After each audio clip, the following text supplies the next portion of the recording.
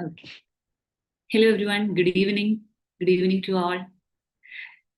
So today we will be discussing 20 most important questions from OBGYN as such. But before starting, I know this is the time when the NEET PG is postponed and you are in very much of a confusion. Many of the students have been messaging me about this as well. So you have been in the right track. Suddenly, I know this change of news throws you off track and feels like what to continue, how to continue. Should I take a break at this point of time? So NB is known for such things. Yes, it do happen. Understand, doctors are not just trained for being like good in medicine. Even they are building our resilience at the same time as well. This time is extremely crucial. Something very similar happened last year as well. Once the date has been postponed, many students who were on right track, what happened is they just lost the momentum. They were just taking a break, and that really affected the preparation. At the same time, there were students who continued the preparation, especially those who felt that there was a lacuna in their study. They pushed hard during this time and they gained the desired seat. But more so happened with the former, where they took a break and they couldn't reach to that final destination. So whatever it is, you do have adequate days left. So all of you, I want you to give yourself that promise that you are going to push harder. Now, at this point of time, every MCQ that you solve, every concept that you clear, every GT that you do, everything that you analyze is going to greatly improve your rank.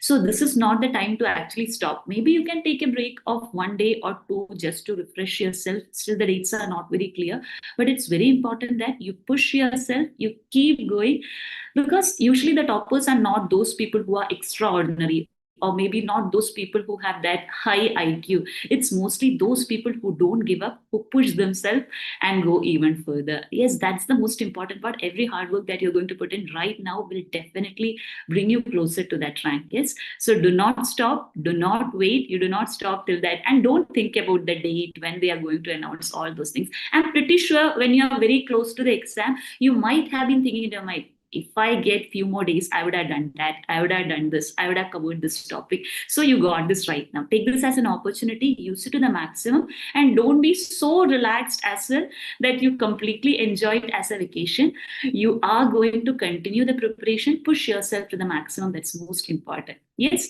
And today we would be discussing 20 very high yield topic from OBGYN from various parts of OBG. Yes.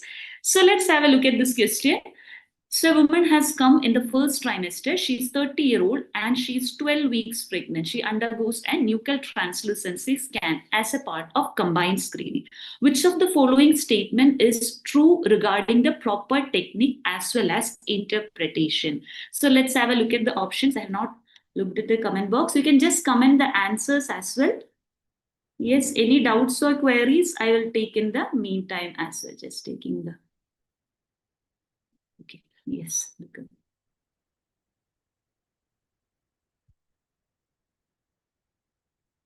I can see the comment section as such. Okay, no issues. Okay, at the end, I'll be taking the comment section from you as well. Yes. So queries, I will take. Yeah, okay, now I can see. Yes, good evening, everyone. Good evening. Yes, we will not stop, John. Yes, that's the most important part of it. Yes, definitely. Yes. So let's have a look at this question. So in this, whenever you measure nuchal translucency, aneuploidy screen is a very important topic. Let's have a look at the key points that you have to remember from this. Whenever you are measuring the NT-NV, that is nuchal translucency and nasal bone, this is how it is measured. This has to be measured in the sagittal plane. You're going to measure this in the mid-sagittal plane, and always the baby's face as well as the thoracic region is focused. You should not magnify or focus the abdominal area. Only these two areas, that is including the head and upper part of thorax, is measured. When do you do the measurement? This is done between 11 to 13 plus 6 weeks. And the crown drum length at this point of time should be 45 to 84 millimeters. 45 to 84 millimeter. It should not be like lesser than this or more than this. You will not get the correct measurement as such. So these are the key points that you have to know from the question. It is very clear. The first option, it is measured in coronal plane. It is measured in sagittal plane. 11 to 13 plus 6 weeks. CRL 45 to 84. That's the correct answer. Only head and thorax, not the abdomen, is measured. The correct answer is C. Roughly, we say that NT, that is nuchal translucency, more than 3 millimeter is taken as abnormal, and absence of nasal bone is taken as abnormal. Though we say this, it is usually at period of gestation specific cutoff. We have something which is given in centile. It's not a specific value as such. For each gestation, we have a particular value that we look as per the centile. But roughly, we do say that NT, which is more than 3 millimeters, is taken as abnormal. It is taken as abnormal. If for the next time, if they give you such an image-based question, they show you this, they say that the NT is increased, and they are asking you, what will you do next for the patient? What are you going to do next? Your next management is going to be confirmatory test. You will go ahead with confirmatory test. The confirmatory test you are going to choose as per the period of gestation. That is either chorionic villus sampling. Again, it is done between 11 to 13 plus 6 weeks. Or you have the option of amniocentesis, which is done between after 15 weeks, average is 16 to 18 weeks. It can be done anytime beyond 15 weeks. Can you tell me one abnormality which is specific to CVS, which will happen if I do a CVS less than 10 weeks? What will happen if I do a CVS less than 10 weeks? What can happen? We have something known as oromandibular limb defect. Oromandibular limb defects are associated. If you do CVS less than 10 weeks, that's why we don't go for early CVS assets. Yes, Anuj has asked, nuchal skin thickness is more than 6 millimeter. That 6 millimeter is usually for the second trimester screening that we are taking. This is nuchal thickness, that is nuchal fold, which is more than 6 millimeter here. Yes. Yes, Anuj, excellent answer. Oromandibular limb defect can happen. Apart from this, abortion is more common with CVS as compared to amniocentesis. What about NIPT? Will you do NIPT as a confirmatory test? Understand that NIPT, also known as cell-free DNA testing, it is not a confirmatory test. It is still a screening test. It is still a screening test. This is usually performed beyond 10 weeks. It is still a screening test. So do not include it under confirmatory test. So NIPT is more expensive, but the advantage is there is no risk for abortion because you are testing the mother's blood for the free fetal DNA. That's why it is also known as cell-free DNA testing. Yes, apart from NT&B, what is the next test that you're going to do along with it for aneuploidy screening? The other test that we often combine with nuchal translucency is your double marker. Double marker, as you know, includes beta HCG and PAP-A. Beta HCG and PAP-A. We see that in patients with Down syndrome, beta HCG is increased, PAP-A is decreased. Twice repeated for the INI question, they had asked about the components of quadruple marker. You have triple marker and quadruple marker that is done in the second trimester. Triple marker includes alpha fetoprotein, beta HCG, unconjugated estriol, as well as inhibin. Which inhibin is tested? The same concept has been tested twice. Which inhibin is tested? It is inhibin A which is tested and not inhibin B. We do test the inhibin A and inhibin B, whereas triple includes the initial 3 tests as mentioned here.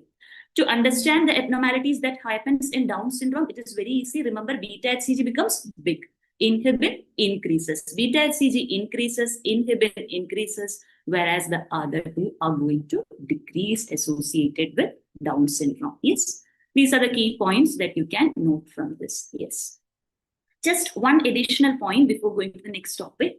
If suppose you have a patient who have an isolated increase in alpha fetoprotein, isolated increase in AFP you have noted. What did I teach you with Down syndrome? AFP decreases. Isolated increase in AFP is there. No other associated aneuploidy risk is there. What will you do next? Increased risk of alpha feto, increased AFP is there, that is pointing towards neural tube defect.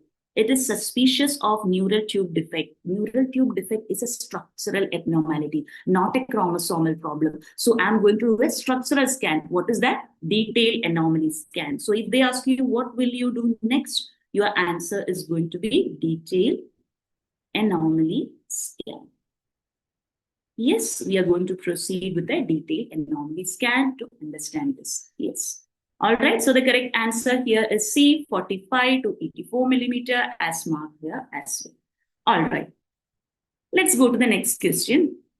A 28-year-old primie gravida has presented at 20 weeks or 24 weeks of gestation for a routine antenatal visit. Her blood pressure is 110/70. Her heart rate is 92. Which of the following physiological changes is least likely to occur during the normal pregnancy? So what all happens during physiological changes? Remember, majority of the things are going to increase because pregnancy, you have to accommodate the fetus. There is increased need and demand. Majority of the things will increase. There are some things, especially that decreases. Have a special note of that to learn this easily. What will happen to cardiac output? Cardiac output increases. You know, cardiac output is a product of heart rate as well as stroke volume. Both of these are going to increase in pregnancy. Even the stroke volume increases, the intravascular volume increases as well. You have fluid retention, but the peripheral vascular resistance decreases in pregnancy. The peripheral vascular resistance decreases, the systolic blood pressure, the diastolic blood pressure decreases. And why does this happen? This is due to vasodilation.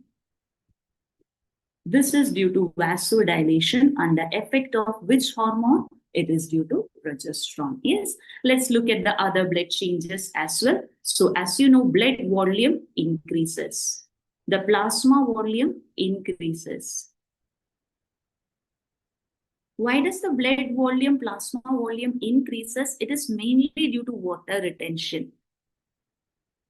Water retention, which is under influence of which hormones? Estrogen as well as renin, angiotensin, aldosterone system.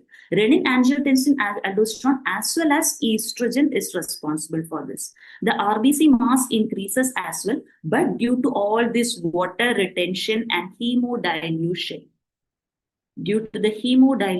the net effect is the hemoglobin, which is usually represented in gram per deciliter, or the hemoglobin concentration decreases. And this is known as physiological anemia. This is known as physiological anemia. What will happen to the platelet concentration? Platelet mass increases, but the platelet concentration again decreases. Same concept, it is due to hemodilution. All these things, the platelet is going to decrease. This is known as gestational thrombocytopenia. This is gestational thrombocytopenia. If they ask you, what is the most common cause of anemia in pregnancy? It is physiological anemia. What is the most common cause of thrombocytopenia in pregnancy? It is gestational thrombocytopenia. In gestational thrombocytopenia, the platelet level can fall as low as 1 lakh per deciliter. If you see levels less than 1 lakh, you will think about other pathological causes and you will evaluate for that. So level up to 1 to 1.5 lakh is taken as gestational thrombocytopenia. Platelet, the hemoglobin count between 11 to 11.9 is taken as physiological anemia. Physiological anemia. Iron requirement increases. The clotting factors increases in pregnancy. The clotting factors increases except factor 11 and 13. You see that factor 11 and 13 decreases, which is important. You see that the fibrinogen, everything related to clotting increases. Pregnancy is a thrombogenic state. You see even fibrinogen increases.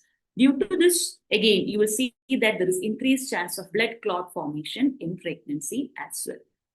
All right.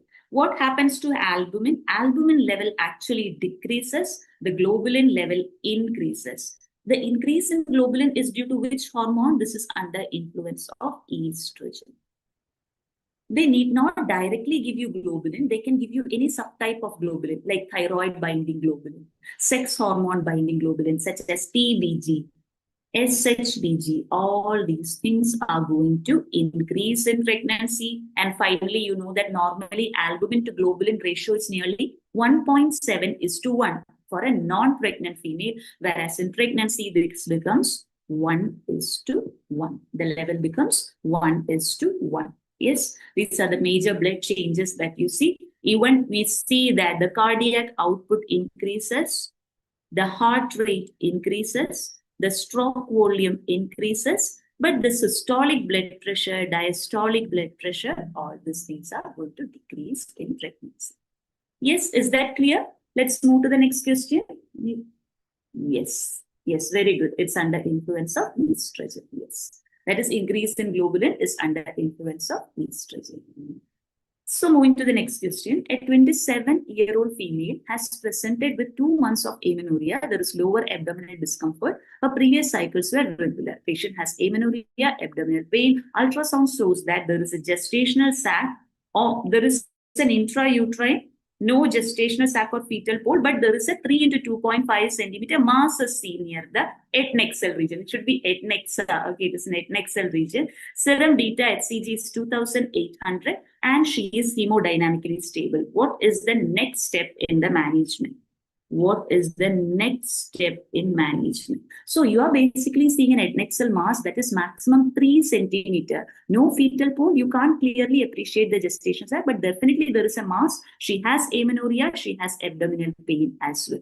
What will you do? All these things are pointing towards a ectopic pregnancy. No intrauterine sac with an head neck cell mass. It is suggestive of an ectopic pregnancy, size less than or equal to 3 centimeter. What will you do? Your management is medical management. So let me give you briefly the key points about medical as well as surgical management.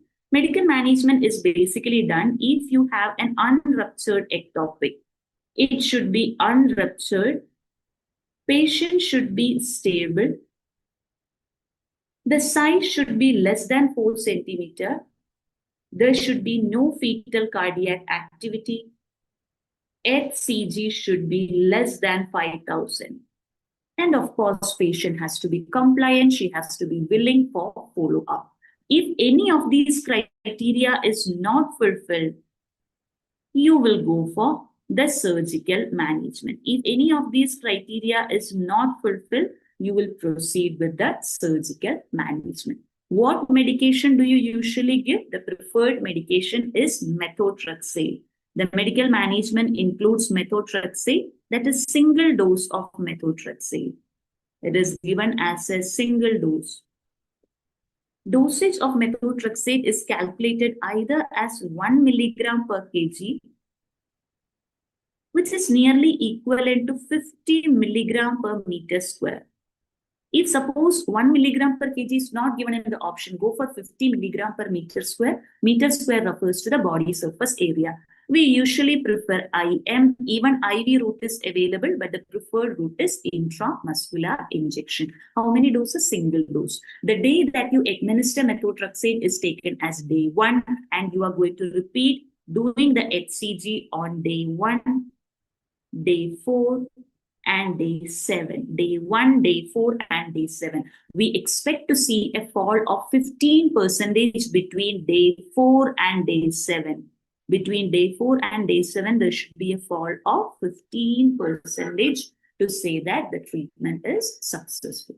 Apart from methotrexate, we have other medications as well, such as actinomycin, hyperosmolar glucose, potassium chloride, but the preferred management is methotrexate. Yes, let's have a look at the other options that is given. Oral methotrexate is not given. Single dose of intramuscular methotrexate, that is correct. What about multiple dose methotrexate with glucovorin rescue? Yes, we have rare regimens where we do multiple dosage of methotrexate when single dose is not applicable. But the common condition where multiple dosage of methotrexate is given is GTN. Gestational trophoblastic neoplasia. You will never answer multiple dose of methotrexate as the first answer for ectopic pregnancy. It is for GTN. And which type of GTN? We give this for low risk GTN.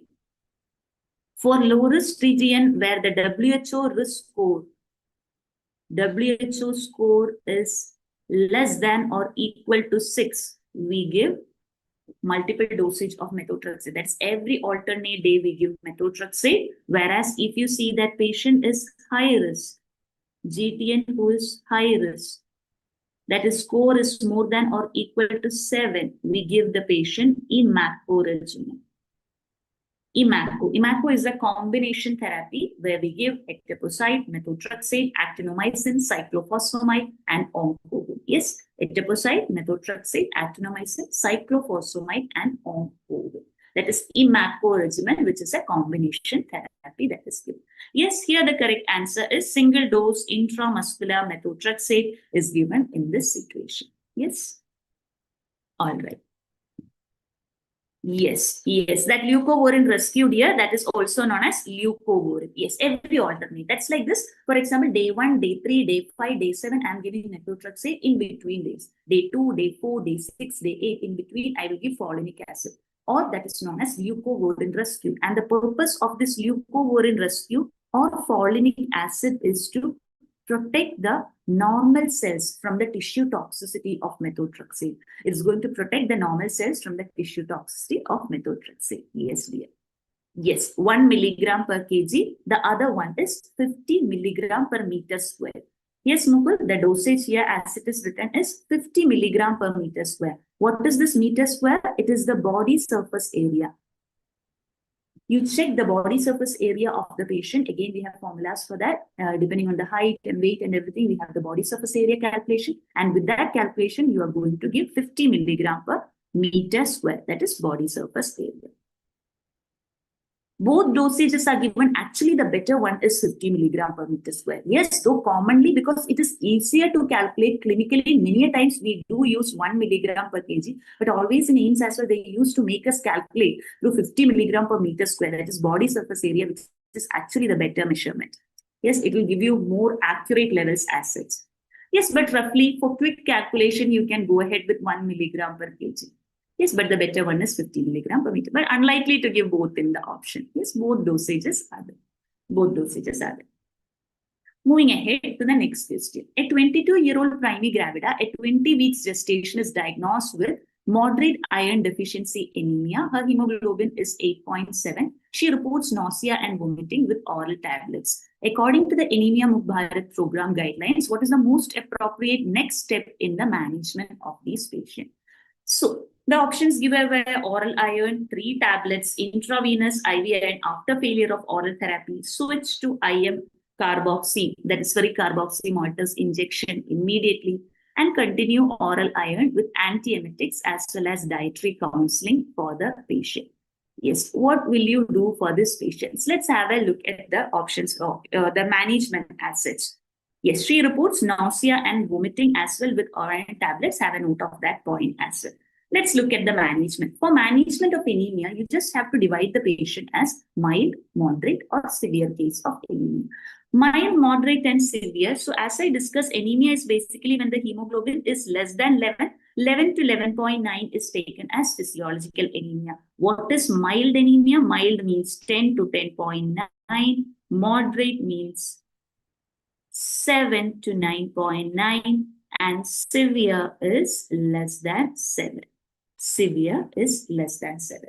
So just remember, first thing that you will look is the hemoglobin concentration, whether she is having mild to moderate and severe. Severe, you can easily remember SASA. Severe is less than 7. All right. Next, you divide as per the period of gestation. If she is less than 34 weeks, you start with the smallest measure. What is that smallest measure? Oral iron. You just have 3 measures with you. Oral iron, IV iron, blood transfusion. That is it. You will start with oral iron. And as per Anemia Mukh Bharat program, we usually give a tablet known as red pill. 1 red pill contains 60 milligram of elemental iron and 500 microgram of folic acid. And you have to give double the dose for treatment of anemia. We usually give 2 red pills. 2 red pills or double the dose. And 1 red pill actually contains 60 milligram elemental iron and 500 microgram of folic acid.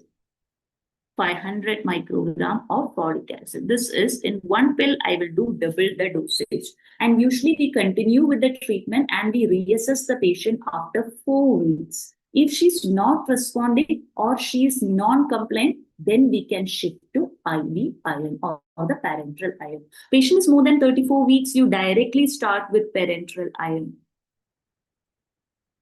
Parenteral iron. Parenteral iron, commonly 2 preparations are used. Most commonly used preparation is iron sucrose, which is commonly available, which is cheap as well. Whereas you have the best preparation, which is FCM, ferric carboxymaltose, which is given as an infusion, ferric carboxymaltose. But the problem with ferric carboxymaltose or FCM is it is expensive. So commonly used one is iron sucrose. Most commonly used preparation is iron sucrose. Whereas the best preparation that you can use is actually FCM, ferric carboxymaltose. Yes, suppose a patient comes to you with severe anemia, you just divide it as less than 5 or 5 to 7, that is 5 to 6.9. Less than 5 is there, you go with the ultimate measure. What is that ultimate measure? Blood transfusion. And as you know, we are going to give packed red blood cells. If the patient's hemoglobin is between 5 to 6.9, you just divide it as less than 34 and more than 34 weeks. More than 34, you go with blood transfusion. Less than 34, you're going to go with parenteral iron. So let me ask you a question. If she is 34, I told you less than 34 and more than 34. Yes, if she is equal to 34, where does it come? It is more than or equal to 34. Okay, if they give you an extent exactly 34 also, yes, it is more than or equal to 34 weeks is going to come in this. Yes, so in this question, you clearly saw that patient is having mild to moderate anemia. If I'm more specific, she is actually having moderate anemia and she reports that she has some nausea, vomiting, all these things associated with that. So what can we do? Can we give 3 tablets? No, we are not going to give. Continue oral iron with antiemetics. We don't usually give. I prefer giving antiemetics along with that. Patient is not responding to this. What you can go ahead with? You can switch to intravenous iron sucrose after you have a failure of this oral therapy. Again, iron ferric carboxymaltose is usually not given. We give infusion of FCM. That is infusion of ferric carboxymaltose. This is usually given as IV. This is usually given an IV. Usually for absorption, you will never go till 3 tablets. Maximum is for a singleton pregnancy, you are going to give for prevention 1 tablet, for treatment double the dose, that is 2 tablets are going to be given for this scenario. Yes? Okay. So the answer was C in that question. Let's have a look at the next question. A 28-year-old female has presented at 11 weeks of gestation. That is, there is some bleeding which is associated. Ultrasound shows that at 11 weeks also, there is just a gestational sac. There is no fetal pole. The uterine size corresponds to the gestation. There is no active bleeding or even cervical dilation as well. What is the likely diagnosis in this scenario? What is the likely diagnosis in this scenario?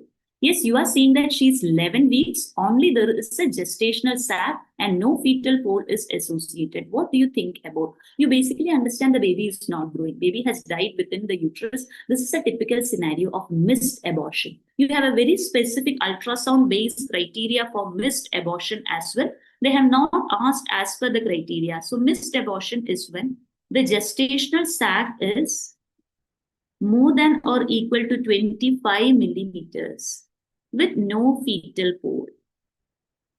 Or you see that fetal pole is more than or equal to 7 millimeter with no fetal cardiac activity. Yes, you see a big sac of 25 millimeter, but you are not finding a baby inside. There is no fetal pole. Or you see that there is a big baby, there is a fetal pole of more than or equal to 7 millimeter, there is no heartbeat. Or suppose you see that a fetus, there was initial cardiac activity, further on cardiac activity disappears. All these are pointing towards missed abortion. The body does not show any signs of expulsion. Baby is died and retained within. I can't say even baby, it's a fetus. The fetus has died and it's retained within the uterus with no signs of expulsion. As there is no signs of expulsion, often women do not have any cervical changes. There is no cervical dilation or even passage of products as well. Yes, this is a typical scenario of your missed abortion. Whereas threatened abortion, again, the patient can have some pain, there can be bleeding, but usually the pregnancy will correspond to that. At 11 weeks, if they had given me, there is fetal pole corresponding to 11 weeks, there is cardiac activity, we would have gone for threatened abortion, which is not the case here. In inevitable abortion, what you see is there is a fetus inside that is corresponding to gestation and the os is open. Os is open and there is no history of passage of clots. Passage of clots or products. Complete abortion, incomplete abortion, again, os is open, but there is history of passage of products and clots. Among the different types of abortion, only abortion that you're going to continue the pregnancy is threatened abortion. Threatened abortion, we usually continue the pregnancy. You will give the patient rest, and even we supplement progesterone. The pregnancy supporting hormone is progesterone. You're going to supplement to this patient to continue the pregnancy. All other types of abortion, let it be missed abortion, inevitable, incomplete abortion, all these things, you are going to expedite the process of abortion. Yes. For completion, what do we see in complete type of abortion? In complete abortion, you will see that the os is closed. Even here, you see there is passage of products or clots associated. Yes, yes, this is missed abortion. So blighted ovum, this specific scenario, yes, has commented, yes. Mukul has commented blighted ovum. Yes, blighted ovum is actually a subtype that you see here. This specific scenario where there is gestational sac, but there is no fetal pole. This is also known as blighted ovum or embryonic gestation. You are just seeing an ovum. Yes, there is nothing else, no fetal pole, nothing. This is also known as embryonic gestation or blighted ovum, whereas these two are included in the definition of missed abortion. The first one also goes by the name of blighted ovum or embryonic gestation, that is more specific to that. Yes, this is just showing you what we just discussed, the differences between the 4 types of important abortion: threatened, inevitable, incomplete, and complete. Missed already, we have seen the details. Yes. Now let's have a look at another early pregnancy complication, that is about high-diatetic mode or molar pregnancy. Regarding complete high-diatetic mode, which of the following statements is true? Complete mole has focal proliferation of villi? No, it is diffuse proliferation that you see in complete mole. Which has more malignant potential? Of course, complete has more malignant potential. The malignant potential with complete is nearly 15 to 20%. Whereas partial, you can remember as punch. Partial is punch, it is less than 5%. Fetal parts are not seen with complete mole, it is seen in partial mole. So this statement is wrong. P57 immunostaining is actually positive in partial mole. You can remember P for P. P57 partial mole. So here the correct statement is B. Let's see all the differentiating features between complete and partial mole. So the karyotype in case of complete mole is diploid. We often see an empty egg which is fertilized by one sperm which then duplicates. So this is basically paternal in origin. It is completely from the father. Yes, the chromosome is completely from the father, or it is paternal in origin. Whereas in case of partial, contribution is from the father as well as mother. It is going to be triploid in nature. In the clinical presentation, often we see that the complete mole is the typical appearance that you see in ultrasound of the snowstorm appearance. You get these snowstorm appearance that is associated with molar pregnancy, whereas partial mole often mimics your missed abortion. We see that often in this complete mole, there is presence of in partial mole, there is presence of fetal tissue is there, and often there can be focal proliferation of villi. Whereas complete mole, you see a diffuse proliferation of villi. As there is diffuse proliferation of villi, they are going to secrete more and more HCG. So all the HCG related effects are more with complete mole, such as hyperemesis, hypertension, theca luteal cyst, all this hyperthyroidism, all these you see more with complete mole. Again, this molar pregnancy is filling a hole of the uterus. Size of uterus is more than period of gestation in complete mole, whereas less than period of gestation in partial mole. So simply remember these key points associated. Where do you see fetus? Fetus is seen in partial mole. Anything related to fetus, such as fetal amnion, erythrocyte, everything with partial mole. Focal proliferation, partial mole. P57, P for P, P57, partial mole. Complete mole, there is diffuse proliferation of villi, widespread or diffuse proliferation of villi. With that, you can connect everything associated with high HCG. They have high levels of HCG and high levels of other complications as well, such as theca luteal cyst, medical complication, even cancerous genes, that is GT and risk is more with your complete mole as such. Size of uterus is more than period of gestation with complete mole. Yes. So the answer here is B. Moving to the next question on prolapse. Yes, prolapse is an ever favorite topic. They often ask about various scenarios for management of prolapse. Let's have a look at this management of prolapse for a young female. You have a para 2 living 2. Para 2 living 2, that means family is completed. She's young, 32-year-old female. She has come to you with coughing, straining. There is a vaginal bulge that is coming out. On examination, there is stage 2 uterovaginal prolapse with cervical elongation. What is the most appropriate management for her in this condition? Yes, what will you do for her? With surgery is there, especially you have cervical elongation as well. In the patient, family completed, young woman, the management is Manchester Fothergill surgery. Manchester or Fothergill surgery, which is a cervical amputation surgery. You cut a part of the cervix, then you are going to plicate the ligaments, and even you cover this raw area with the vaginal flap. That is what you do in this. So any case of prolapse come to you, the management is simple. You just divide the patient as, is she an old patient or is she a young patient? Old or young patient? Of course, in all cases, the definitive management is vaginal hysterectomy plus pelvic floor repair. Vaginal hysterectomy plus pelvic floor repair. Pelvic floor repair includes anterior colporrhaphy and posterior colpoperineorrhaphy. You can't do it for all patients. You are going to do this for an old patient. Old patient comes to you, your answer is VHPFR. What is old? Here the cutoff that we take is more than 40 years. If you have a young patient less than 40 years, you again check whether her family is complete or not.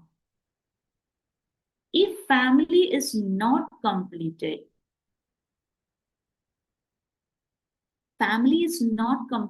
you will go for sling surgeries, which is also known as abdominal sling surgeries. Yes, you are going to go for abdominal sling surgeries, also known as abdominal sacrohysteropexy. You will attach the sling. If you attach to the sacral promontory, that is known as Shirodkar surgery. We have various other surgeries as well, such as Khanna, Purandare surgery. In Khanna, you are going to attach it to anterior superior iliac spine. Purandare, you attach it to the abdominal wall. Yes, you have various sling surgeries, commonly known as abdominal sling surgeries. If family is completed,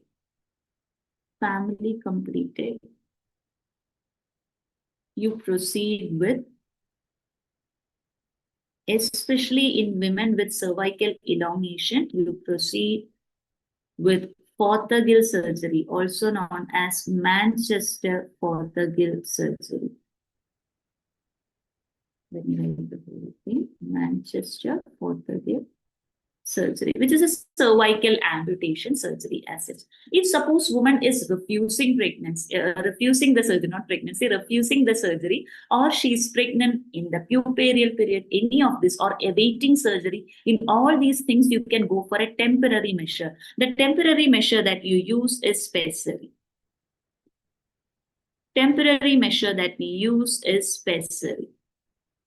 Pessary commonly used is a ring pessary. You have these ring pessaries which is there, that is what you use commonly. If you have a very old patient, and she is unfit for surgery, is there any other surgery that you can do, any other simpler surgery that you can do for such patients? We have something known as Lee-Ford colpoplesis. What you do in Lee-Ford colpoplesis, you are just basically approximating both the walls of vagina. You are basically obliterating the space which is there within vagina. You push everything inside, you just close off this vagina. Can I do it for a sexually active woman? Absolutely no. Can I do it for someone who is having some vaginal secretion, such as in reproductive age group? Again, no. So you are going to do this only for very frail old woman who is unfit for surgery. Usually here they are more than 60 years, and you should make sure that she's not sexually active. If she's sexually active, you can't do this procedure. It's for patients who are very old, frail, unfit for surgery. You can go ahead with Lee-Ford's colpoplesis. Lee-Ford's colpoplesis. Yes, that's the surgery that is done here. All right. So here the answer is fourth surgery because she's a young female and family is completed. That's the right answer that you're going to choose.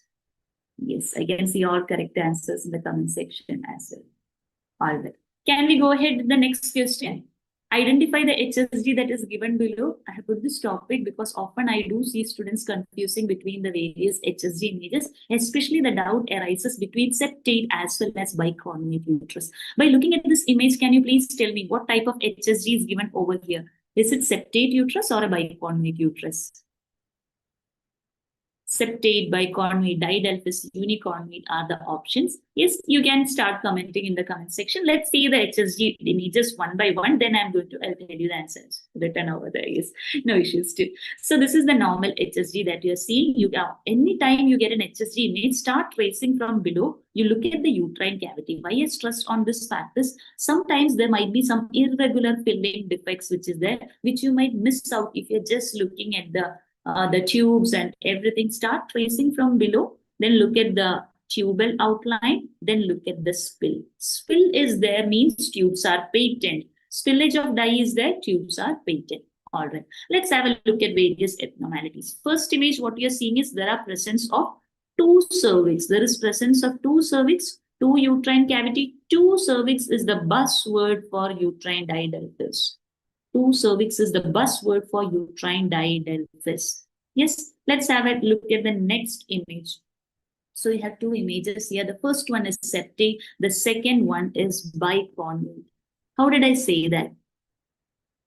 To differentiate septate and bicornuate, you first look at the angle that is present between these two horns. If you see that the angle is closer by, that is angle is acute. If I'm more specific, the angle is less than 75 degree, it is septate. If you see them further apart, that is angle is obtuse or it is more than 105 degree, it is bicornuate uterus.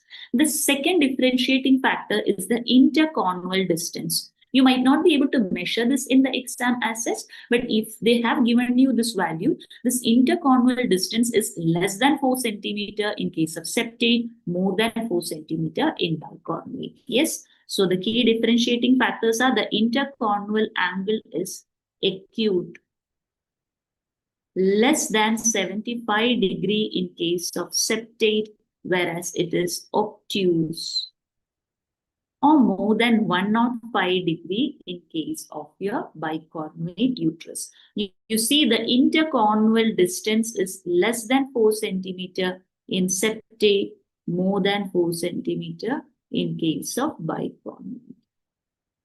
In simple words, if I tell you, in the image, if you see both these horns are closer by, it is septate. If they are further apart, it is bicornuate type of uterus. Closer septate, further apart, it is bicornuate type of uterus. Yes. And again, the image that is given in the question is indeed septate uterus. You are seeing an acute angle. The horns are closer by. The answer is septate uterus. Septate uterus. Let's move to the next image. What you're appreciating here is you can see one-sided uterine cavity and one fallopian tube. This is typical of your unicornuate uterus, and this sign is known as banana sign. The banana sign that you appreciate in the HSG. Yes, the banana sign that you appreciate in the HSG. Few more HSG points. If you see irregular filling defects within uterine cavity, irregular filling defect, it is associated with Asherman syndrome. It is associated with Asherman syndrome. Can you tell me another name for this appearance, this irregular filling defect? It's known as moth-eaten appearance. Moth-eaten appearance. It is moth-eaten appearance. Yes, that is your moth-eaten appearance. We saw initially that usually you are going to see bilateral spillage of the dye. This principle we use along with infertility. My question to you is, you have done an HSG. You are seeing that there is bilateral tubal block on HSG. There is no spillage of dye. What will you do next for the patient? What are you going to do next for the patient? Will you go for tubal correction surgery or will you do something else? A very commonly asked question. Yes. HSG shows bilateral tubal block. What is the most common cause for this bilateral block on HSG? It is due to Cornwell spasm. It is physiological. Excellent answering. It's physiological. It is Cornwell spasm. So what will I do? We proceed with hysteroscopy, laparoscopy, and chromoperturbation. In simple words, known as dye test. I will put a dye from below. I will put a laparoscope, and I will visualize this dye spilling out through the fallopian tube. And the dye that we use is methylene blue dye. Yes. So what do you do next? I will proceed with hysteroscopy, laparoscopy, plus chromoperturbation. Chromoperturbation. Yes, that is your dye test. Majority of the times they don't give all these options. They will give you a combination answer. If the three are given, that's the best answer. If it's not given, next best answer is laparoscopy chromoperturbation. If it is not in the option, next best answer is laparoscopy and hysteroscopy. Yes, which dye is used? You use methylene blue dye. You're going to use methylene blue dye. Yes. For inserting this dye, that is this radio-opaque dye in HSG, the common cannula that we use, you have a spiral-ended cannula like this. This is your Leach-Wilkinson cannula. Cannula with the spiral groove like this. If they show you an image like this and ask you what is it, it is Leach-Wilkinson's cannula. And usually we proceed with HSG between day 6 to day 10. That is from the 6th day to 10th day of the menstrual cycle. Yes, these are the key points, everything that you have to know related to HSG in a nutshell. All right, let's move to the next question. A 22-year-old female has come with history for treatment of hirsutism. She is obese, she has facial acne, hirsutism, pointing towards hyperandrogenism. You see that her serum level of LH is elevated. FSH is moderate. 5 to 10 is the normal range as such. You are seeing FSH is increased in this patient. You are seeing testosterone, androstenedione are mildly elevated. She does not wish to conceive at this point of time. What is the most appropriate treatment for her condition? Question is very simple. If you read the first line and last line itself, you can come to the answer. She has come for treatment of hirsutism. What is the most appropriate treatment? Especially in NEET PG and INI questions, when they give you such long stem questions, I would say if you're running short of time, you can just read the last line to get the gist of the question, then search for the key points. She comes for treatment of hirsutism and she does not wish to conceive. What will you give? The drug of choice for hirsutism in pregnancy, for hirsutism in PCOD, acne in PCOD, it's going to be OC pills. Oral contraceptive pills is the drug of choice for hirsutism in a PCOD patient. And usually the OC pills that we give are 4th generation. 4th generation is preferred over 3rd generation, which is again preferred over 2nd generation. Why? 4th generation OC pills actually has anti-androgenic action. 3rd generation has relatively less androgenic side effects. 2nd has slightly higher androgenic side effects. So among these generation, we prefer the 4th generation because they have anti-androgenic action. Yes, anti-androgen. So the drug of choice for hirsutism in PCOD patients is OC pills. But usually, what is the initial treatment that we give? The initial management, even for hirsutism, any case of PCOD, the initial management is lifestyle modification. Yes, this concept has been tested so many times, right? Even previous INI question, they had given you an infertility patient with all forms of treatment were given in the option. But start with the basics, start with the simple step. The first and foremost, you're going to do lifestyle modification for her. You will ask her to reduce weight, you will ask her to make dietary changes and even start exercise. That's the first and foremost thing that you're going to choose. But the drug of choice here for PCOD with hirsutism is going to be OC pills. What about the other condition? Patient has presented to you with PCOD and she has infertility. What is the drug of choice? Of course, the initial management is lifestyle modification. The drug of choice for infertility with PCOD is letrozole.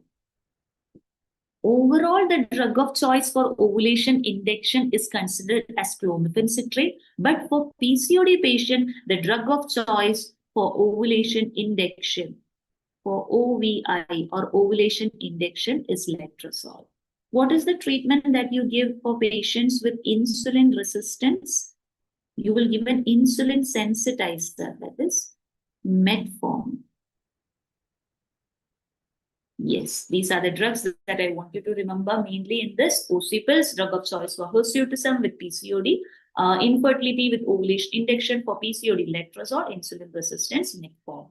So I told you this ocipils are used. Apart from this, there are various other anti-androgens that you can use, such as you have your cyproterone acetate, you have spironolactones, you have finasteride, flutamide. All these drugs can be used. But can you tell me one drug which is used for AUB, which is notorious to cause hyperandrogenic side effects like acne and hirsutism? That is the reason why we don't use this drug commonly. What is that drug? Yes, one drug used for AUB that is notorious to cause these side effects as such. That is hirsutism. Very good. It is danazol. The correct answer is danazol. When you use danazol, the main side effect is hyperandrogenic side effects like hirsutism. Hirsutism means that can come as an all except question as well. So have a special note of that. All right, moving ahead. A 16-year-old girl has presented with primary amenorrhea. Secondary sexual characters are well developed in her. You are seeing that there is a bulging bluish membrane. What is the best management? This is a very typical, commonly asked scenario. Patient with primary amenorrhea, bulging bluish membrane. This is a very typical image of your imperforate hymen. Imperforate hymen. What will you do for imperforate hymen? As the hymen has not perforated, all the blood has collected inside, causing the patient to have cyclical abdominal pain. Again, due to the collection within vagina, within uterus, it can press on the bladder. The patient can have urinary retention as well. What do? You just give an egg-shaped incision like this. That is cruciate incision. You give a cruciate incision and you drain the blood. That is the management for this imperforate hymen. Imperforate hymen management, cruciate incision and drainage of the blood. All right. Let's have a look at the next question on menopause treatment, that is HRT. A patient has come, 48-year-old female. She is having history of severe amenorrhea, due to which she underwent total abdominal hysterectomy. She now complains of hot flushes. You know, for menopause or the menopausal symptom, the most common symptom is hot flushes. The most debilitating symptom is hot flushes, and the most easily treatable symptom is hot flushes. Yes, so it's something nature is very kind here. Though it is very disturbing symptom for the patient, it is one symptom for its very easily response with your treatment. And she also has osteoporosis.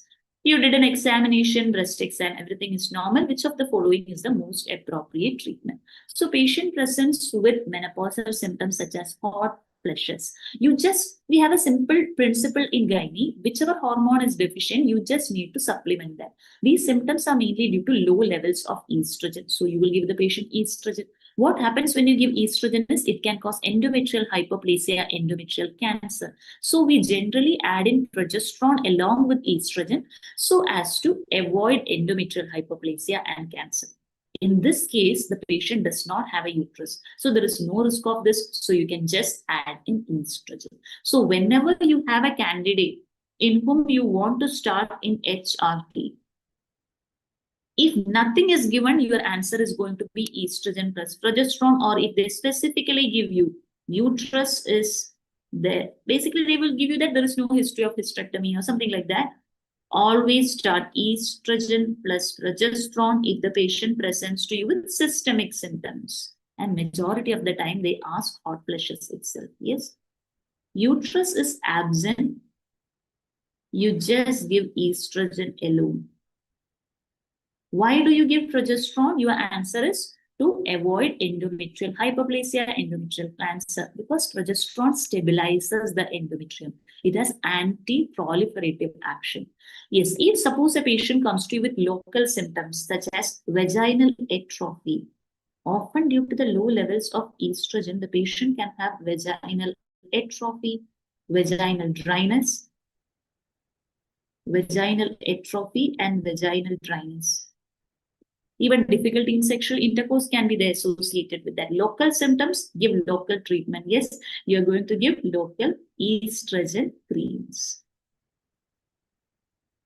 When you give these local estrogen creams, you need not add in any form of progesterone. You can just give the estrogen alone for the patient. Yes. So among this, which is the answer that you're going to choose? Your answer is estrogen alone, as the patient already underwent a hysterectomy in the past. You will see another drug, raloxifene. Raloxifene is a selective estrogen receptor modulator.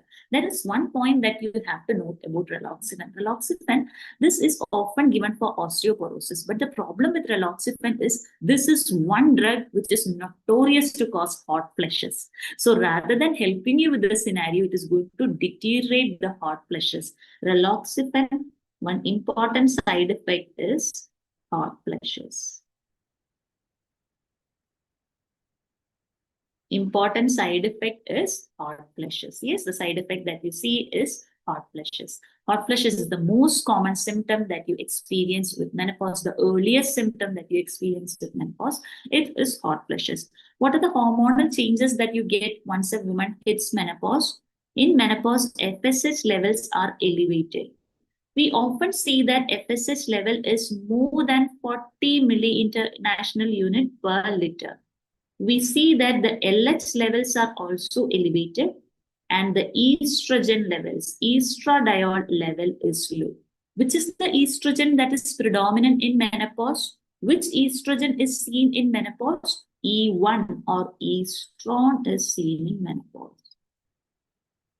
Estrone is seen in menopause. Who produces estrone? It is produced from the adipose tissue. So yes, the correct answer here is estrogen alone. Let's move to the next question.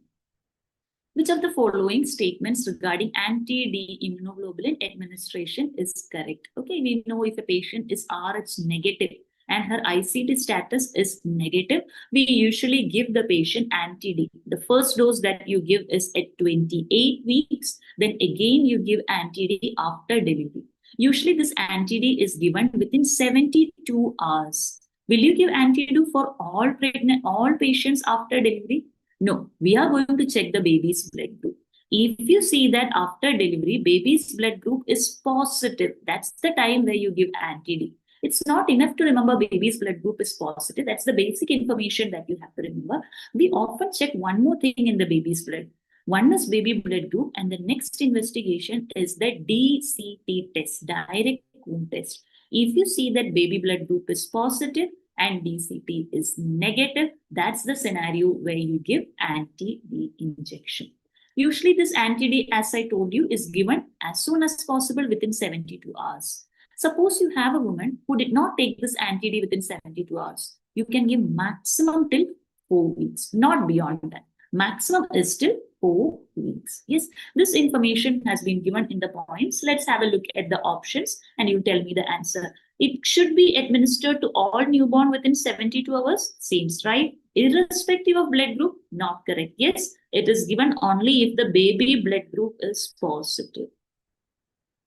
Baby blood group is positive and DCT is negative. Anti-D can be administered up to 8 weeks after delivery. It's maximum up till 4 weeks. Anti-D is given if mother's blood group is negative, baby is positive, true, and DCT is positive. No, as I just discussed, DCT has to be negative to give anti-D. Routine antenatal anti-D prophylaxis, RAADP, is given at 28 weeks. And when will I give this? If the ICT is negative. If ICT is negative, we keep on following up the ICT every 4 weekly. If I see that still at 28 weeks it is negative, I will give anti-D injection, that is routine antenatal anti-D prophylaxis. What is the dosage of anti-D that we give? It is 300 microgram. 300 microgram is equivalent to 1500 international units, which is capable to neutralize 30 ml of blood or 15 ml of RBC. This will neutralize 30 ml of whole blood or 15 ml of RBC. Yes, if suppose you have a patient whose period of gestation is less than 12 weeks, less than or equal to 12 weeks, and you have to give anti-D, you can give them reduced dose of anti-D, that is 50 micrograms of anti-D can be given for the patient. Suppose while you are monitoring such a patient, in between, somewhere the ICT comes out to be positive. That's I'm giving you a scenario. Patient is RH negative, but her ICT negative, plan anti-D. Her ICT is positive. What is the next test that you can do for her? It is to check a titer, that is ICT titer. If you see that this titer is more than or equal to 1:16, that is critical titer, you will proceed with Doppler. And the Doppler that you do is MCA PSV monitoring. MCA refers to middle cerebral artery. What you're going to check is peak systolic velocity, middle cerebral artery. So at least remember this, which Doppler is done in a patient with RH negative pregnancy, it is middle cerebral artery Doppler. Which scenario? RH negative, ICT positive, especially when the titer is more than 1:16. I'm going to proceed with this Doppler. Yes, the correct answer here is D, as we just discussed. Let's have a look at the next question. A 30-year-old female has presented with monochorionic diamniotic twin. She is diagnosed to have TTTS. You see that the single deepest vertical pocket in this patient is one baby is 1.8 and twin A and twin B is 10 centimeters. Yes, one feature you can't visualize the bladder. Doppler indices are normal and Quintero classification for this TTTS. So twin-to-twin transfusion syndrome is a complication which is seen with monochorionic twins, especially monochorionic diamniotic twins. You see that in this condition, you have one baby who is the donor, other baby who is the recipient, and there is abnormal deep artery to vein connection. So what is the main pathology? Deep artery to vein connection between the twins. There is deep artery to vein connection between the twins. And due to this deep artery to vein connection, there is unequal sharing of the blood. One baby keeps on giving blood, other baby keeps on receiving the blood. This baby who is the donor has IUGR, oligohydramnios, finally goes into renal failure. Other baby keeps on receiving, becomes polyhydramnios, polyuria, even polycythemia, finally goes into congestive cardiac failure. We have a staging known as Quintero classification or Quintero staging, which is divided as stage 1 to stage 4. In stage 1, you see that between the twins, there is oligohydramnios and polyhydramnios, known as oligopoly sequence.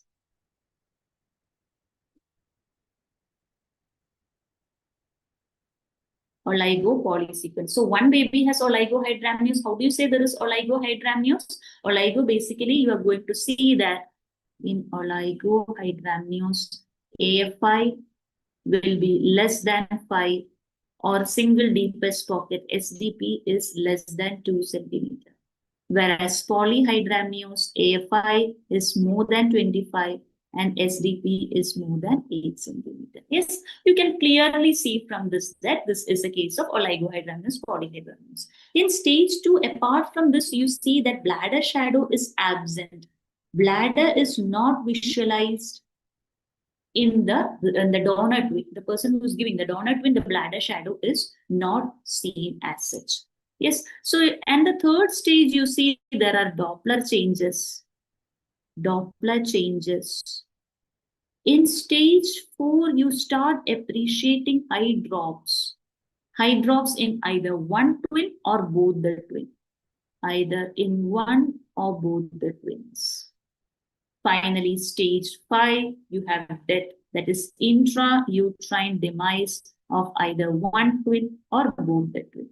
Here, as you can see in the question, it has reached till here. That is, even oligopoly is there and bladder shadow is not visualized. So we are clearly dealing with stage 2. If Doppler changes were there, that means stage 3, high drop, stage 4, IUD, stage 5. Yes, the correct answer here is B. Correct answer is B. Let's move to the next question. This is a simple direct question as such. What is the earliest manifestation of end organ damage in a patient with chronic hypertension. What's the earliest manifestation? Preeclampsia and hypertension-related disorders, it can affect many of the organs, such as from head to toe. There can be cerebral involvement, there can be involvement of the lungs, there can be renal involvement, hematological involvement, such as hemoconcentration, thrombocytopenia, there can be hepatic involvement, even the fetus can be affected, there can be abruption, IUGR.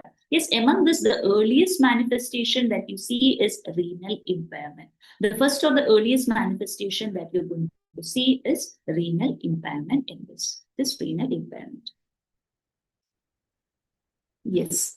Let's have a look at the next question. A 26-year-old female has presented at 32 weeks gestation. There is presence of gush of clear fluid through the vagina. On examination, cervix is dilated, umbilical cord is prolapsed. Yes, you are dealing with cord prolapse. What is the immediate next step in the management of this condition? How will you manage a case of cord prolapse?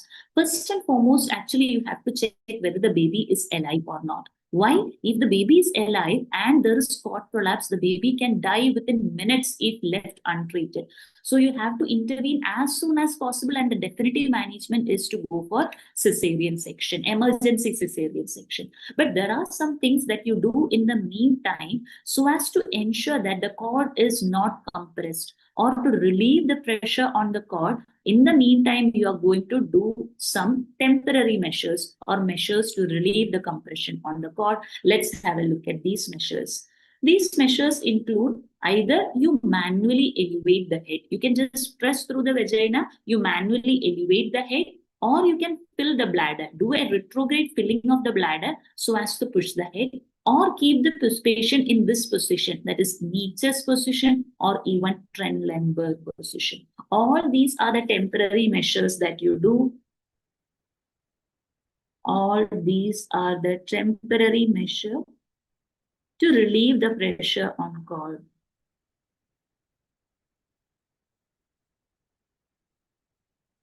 And many times, most of the times, what we do is we give this pressure over the head. We manually elevate the head. That is what we commonly do in clinical practice as well. But yes, there are all these measures. These are the temporary measures, but what is the best management or the definitive management is to deliver as soon as possible. Deliver as soon as possible. And we often proceed with cesarean section. We often go for immediate cesarean section. What about a dead baby? You have cord prolapse associated with dead fetus.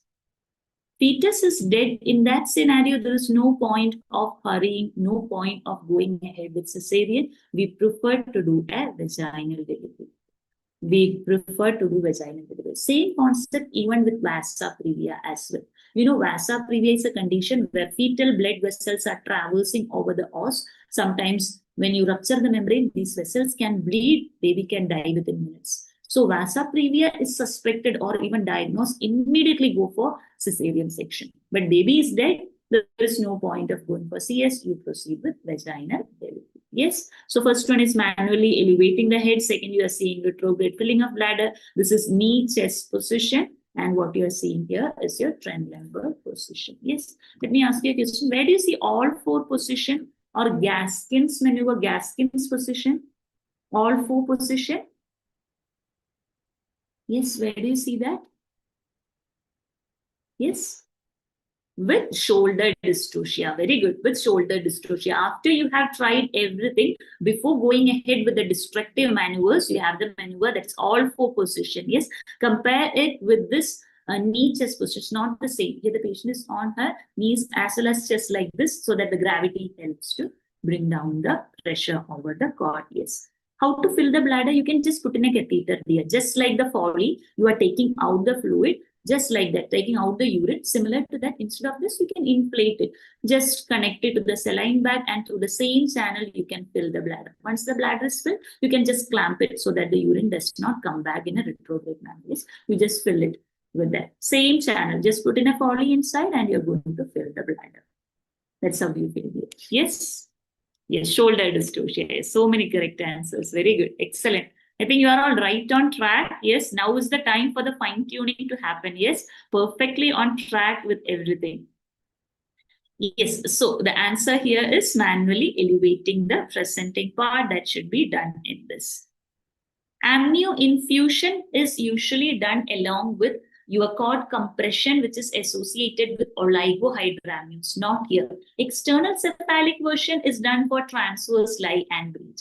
Emergency immediate next step is manual elevation. The best step, the definitive management is emergency cesarean. Yes, that word immediate next step is there. That's why answer is A. If the question had asked me best step, answer would have been B, emergency cesarean, or the definitive management. Most appropriate step would have been emergency CS. Yes, let's have a look at the next question. A 28-year-old female, second gravida para 1, presents to the labor and delivery unit at 39 weeks. She is in active labor. After the membranes have been ruptured, you notice that she develops severe shortness of breath, hypotension, tachycardia. Fetal heart rate is noted to be decelerating. The patient becomes unresponsive. Unexplained collapse, unexplained shock that happens either immediately after delivery or even by term, especially after rupture of membrane and everything, you are going to suspect amniotic fluid embolism, AFE. It need not be always in the postpartum period. It can be even at the final trimester, at the time of labor, especially after AR. Which among the following laboratory findings is likely to be elevated in these patients? Let's have a look at the various laboratory changes that happen with AFE. We often see that the coagulation related things such as D-dimer is often elevated due to fibrin related the fibrin degradation which is associated. Often you see that in this condition, the patient can have this initial cardiopulmonary arrest followed by the patient goes into DIC. If at all you manage to resuscitate the patient in this cardiac pulmonary arrest, whatever it is that due to the embolism, still there is risk of DIC, disseminated intravascular coagulation. Often there is blood clots in the microvessels, again breakdown of it. Often in this patient, D-dimer levels are elevated. What about platelets? Platelet levels are low, even fibrinogen is low. The bleeding tendency increases, even APTT-PT often is prolonged due to the conception coagulopathy or DIC, factor consumptions. The hemoglobin level is low, not elevated. Calcium may drop. Again, creatinine may rise later, but it is not often severely affected. We often see that the D-dimer is elevated in these patients. Yes, all the options has been explained in the box itself. What you see typically is D-dimer increases. Yes, the most important among this is D-dimer, which is elevated among this. Even the creatinine may rise, but it's not that acutely elevated. Yes, hemoglobin often falls and calcium may drop in DIC. Yes, moving to the next question. A pregnant woman with fibroid uterus and has come with 26 weeks pregnancy with acute abdominal pain. She has low-grade fever and mild leukocytosis. Patient comes to you with fibroid in pregnancy with pain, fever, leukocytosis. This is a buzzword for you guys. What is the first thing that will flash in your mind? Typical of red degeneration. Red degeneration is something that you see only and only in pregnancy. The key features include the patient can have acute pain, there can be fever, there can be associated vomiting.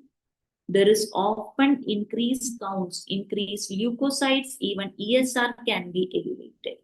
Why does this happen? This is often associated with thrombosis, associated necrosis of the fibroid. So you see thrombosis and necrosis. This is mainly due to the vascular thrombosis. That is correct. There may be elevated ESR, even that is true. How do you manage these patients of red degeneration? In pregnancy, you never do any surgery for fibroid. Yes, what do you do for that? You go ahead with a conservative management. You are going to give the patient fluid. You will give rest, analgesics. This is the crux of management. Will you go ahead with myomectomy? Absolutely no. No surgery has to be done for fibroid during pregnancy. Yes, the false statement among this is D. You never go ahead with myomectomy. Yes. So red degeneration are commonly seen in the second part of the pregnancy, especially in the second trimester. Second half, if you have to choose a trimester, it is second trimester. These are the clinical features that we discussed. Even laboratory criteria, expected management is IV fluid, bed rest, and analgesics. We have already seen that aspect. Let's move to the next question. A fifth gravida, para 4, with 4 living issues, has presented. She has gestational diabetes mellitus and she's on MNT. MNT is medical nutritional therapy that includes the diet and exercise. After 2 weeks on MNT, her FBS is 100, PPBS is 140. What is the next step for her treatment? Can you tell me, guys? Basically, this question is asking you or testing your concept about target of control after you treat a diabetic patient. See, how do I diagnose she's diabetic? We have screening criteria. Yes, we have some screening criteria. You have your, so first let's write screening. Yes. Screening criteria, you have DIPSI. In DIPSI, you give 75 grams of glucose irrespective of fasting. You test after 2 hours. The cutoff is 140 milligram per deciliter. Next, you have IADPSG guidelines. IADPSG guidelines. In IADPSG guidelines, you give 75 grams of glucose. In fasting, the cutoff is 0 hour 92, 1 hour 180, and 2 hours 153. 92, 180, and 153. Yes, these are the cutoffs. See, this is screening. Don't confuse this with the target of control. So once you, the values above this, you have diagnosed her as diabetes or GDM, you no longer need these values. Now you have some other values to check the target of control. And that target of control is,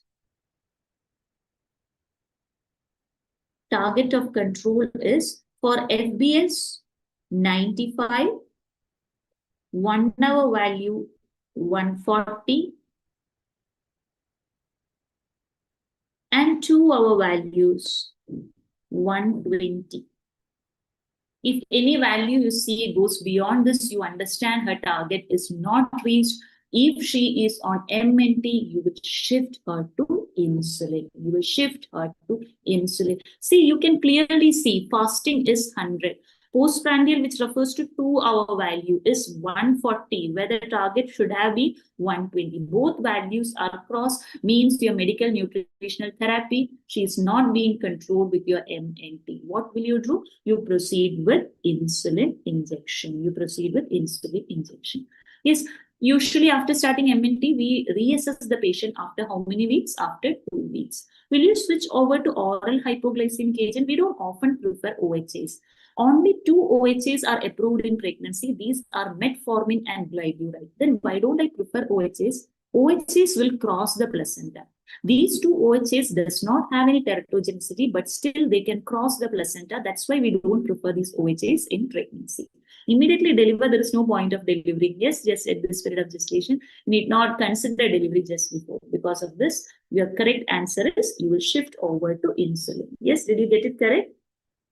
Yes, these are the criteria to diagnose. This is for the target of control. Yes. 95, 140, and 120 here. Yes, 95, 140, and 120. FBES, there is disparity. Yes, it should have been 95. Here, what you're seeing is 100.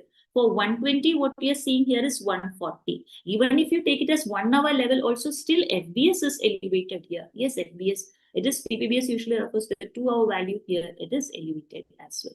This one is for screening. The other one is your target of control. Is that clear?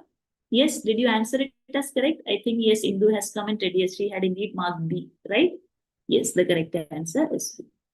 This is an easy question, but many times, sometimes what happens is you just get confused with both these values, the screening value, the target of control value. Yes, the here screening was only 92, but target of control is 95. Yes, usually when you are giving this OHA such as metformin and glyburide, the main advantage is they don't cause congenital anomalies. That's why they are approved in pregnancy. OHAs such as metformin and glyburide, they are not teratogenic. They will cross placenta, but they are not teratogenic here. Of course, they are not teratogenic. That's why they are approved in pregnancy. Completely, not completely safe, I would say, but no teratogenicity. They cross placenta, but insulin does not cross placenta, no teratogenicity as well. Any other OHA is given in the option, they are not approved in pregnancy as such. Yes, only 3 drugs as such: insulin, metformin, glyburide. That's it. Yes, so this is your target of control. Yes, what is given over here is the 2-hour value. 1 hour is 140, 2 hour is 120, and fasting is 95. All right, let's move to the next question. A 20-year-old female presents with an ovarian mass which is 6 into 6 into 6 centimeter. Ultrasound shows that there is solid areas as well. Her serum biomarkers shows AFP, beta HCG, CA125, all these things are normal. But her ALP, alkaline phosphatase, was found to be elevated. What is the most likely diagnosis? Or in other words, which is that tumor seen in young female which is associated with increased level of placental alkaline phosphatase? Usually, you know, we have 3 types: epithelial ovarian tumor, germ cell tumor, sex spot stromal tumors. Epithelial ovarian tumors, they are the most common ovarian tumors, and usually epithelial ovarian tumor is the most common among all this. They are usually seen in older females. If you have a young female with ovarian tumor, which is the most common ovarian tumor in young, it is germ cell tumors. It is germ cell tumors. Germ cell tumor, we have various tumors. You have teratoma, you have dysgerminoma, yolk sac tumor, which is also known as endodermal sinus tumor. So many tumors are there, and there are some specific markers associated with each of this. Let's see the markers associated with each one of them. So teratoma among the germ cell tumors, GCTs. GCT, you have teratoma. Teratoma usually does not express any tumor markers. Next, you have dysgerminoma. Dysgerminoma is associated with elevated levels of LDH and PLAP, placental alkaline phosphatase. Yolk sac tumor, also known as endodermal sinus tumor, is associated with high levels of alpha-fetoprotein and even increased levels of alpha-1 antitrypsin. Next, you have choriocarcinoma. Choriocarcinoma is associated with high levels of HCG. Next, you have embryonal cell cancer. Embryonal cell cancer is associated with both alpha-fetoprotein as well as HCG. Have a note of this. Either they can ask you a direct question or they can ask you a clinical question like this as well. Last year for the NEET PG exams, the question came, they had given a young woman has come with an ovarian mass. Which tumor markers will you do for her? In young patients, whenever there is whenever there is an ovarian mass, the more important one among this are alpha-fetoprotein, HCG, as well as LDH. This is the profile that we send for a young patient. Yes, CA125 is there, but that is of more importance for older patients, for serous type of epithelial ovarian tumor, whereas in young girls, these are the main tumor markers that you have to focus on, just like shown in the scenario. You see alkaline phosphatase is elevated as well, pointing towards dysgerminoma. It is a case of dysgerminoma. Dysgerminoma is actually a very radiosensitive ovarian tumor. Very radiosensitive ovarian tumor. Yes. So this question is on PCOD about the hormonal changes that happen. What is the most typically elevated hormones in PCOD patients? The most important, most typically elevated is LH. You see that these patients have high levels of LH. These high levels of LH stimulate the theca cells, due to which there can be hyperthecosis or theca cell hyperplasia. You see hyperthecosis or theca cell hyperplasia, and you know theca cells produces which hormone? Androgens. androgen level is elevated in these patients. Often we see the follicle don't grow. As the follicles are not growing, granulosa as the follicles do not grow, there is no ovulation. No ovulation means no progesterone. These patients have low levels of progesterone. These small growing follicles keeps on secreting estrogen. There is high levels of estrogen. Due to the negative feedback, the level of FSH is low. So high level of LH, low level of FSH, low level of progesterone, higher level of estrogen. This is typical changes that we see with PCOD. TSH, there is not much variation. TSH is normal. So again, in this option, LH is the one which is elevated, FSH is decreased. What about 17-hydroxyprogesterone? 17-hydroxyprogesterone is associated or tested with CAH, congenital adrenal hyperplasia. You have a condition known as adult onset CAH, which can mimic PCOD. In those patients, to differentiate from PCOD and CAH, that is adult onset CAH, you can do 17-hydroxyprogesterone, again not elevated in PCOD. The correct answer here is LH, luteinizing hormone. Yes, before concluding, few more hormones, let me write. What happens to level of AMH? AMH increases. What happens to inhibin? Inhibin levels are elevated. What happens to insulin resistance? Increases. So what will happen to level of insulin? Insulin levels are actually high in these patients. What happens to SHBG? Sex hormone binding globulin. SHBG levels decreases. The hepatic production of SHBG decreases. So again, sex hormone binding globulin decreases. And the free androgens actually increases in these patients. SHBG levels are low. These are the important hormonal levels that you can remember associated with PCOD. Yes, so the levels of LH are typically elevated. With this, we are coming to the end of the discussion. Yes. Is there any chance of endometrial carcinoma associated with long-standing PCOD? Yes, good question here. There is risk of endometrial cancer which is associated. While PCOD is a hyperestrogenic state, estrogen is an important risk factor. This estrogen which is there persistently can stimulate the endometrium. There can be endometrial hyperplasia, and even risk of endometrial cancer is more with PCOD. So which cancer is actually typically, which gynecological cancer there is highest? It's actually your endometrial cancer. Even there is some association with breast cancer as well, especially in women who are using ovulation induction drugs and all. There is small chance of ovarian cancer, but the most typically described one is endometrial cancer. Yes, as you asked this point, so what we often do in clinical practice is we don't allow the endometrium to keep on building. You have to give progesterone for withdrawal bleeding at least every 2 to 3 months. Yes, patient comes to you that 3 months, she does not have amenorrhea, she does not have periods, or she has amenorrhea. You just give progesterone for 5 to 7 days, induce a withdrawal bleeding. Okay, you don't just allow it to keep on building up. We usually supplement with progesterone to cause withdrawal bleeding. Yes, dear, that's the answer to your question, AD. Yes, with that, we are coming to the end of the session. Any other doubts or questions? Yes.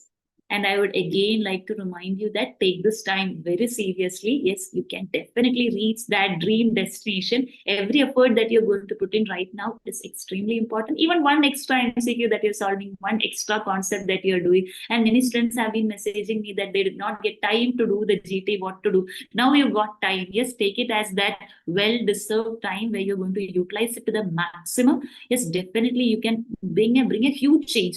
Understand, this is a race. Everyone is racing at this point of time. If you stop, you're falling behind in the race, and you do not want that. You do not want to use an extra year. You do not want to waste your time. You do not want to land up in a place where you are not meant to be. Yes, always I know working at this time is really difficult, but looking back at this time with regret is 1,000 times more difficult. I guarantee you that. You don't want to look back at that time with regret. You should say, okay, I got a postponement, and that actually worked in my favor. Yes, and that will work out in your favor if you work for it right now. Yes, that is possible. Manifest that day where you're going to reach that dream branch, dream college, and you got that extra time which is well deserved. Yes, do questions, Practice GTs, analyze your GTs, understand your weak points. If at all there are some missing areas, keep working for that. Don't wait for that end date. Okay, don't go into completely new topics in depth. I would say this is the time where you keep on rapidly revising, practicing questions as such. Yes, focus your time for that. Yes, all the best, dear students. Keep practicing, and if anything is there, you can of course connect with me at any point of time. My Insta ID is OBG with Gayathri. Yes, you can connect to me, send me messages or questions at any point of time as well. Yes. So this is my Insta ID. Yes, you can connect to me as well. All the best for the exam. So thank you.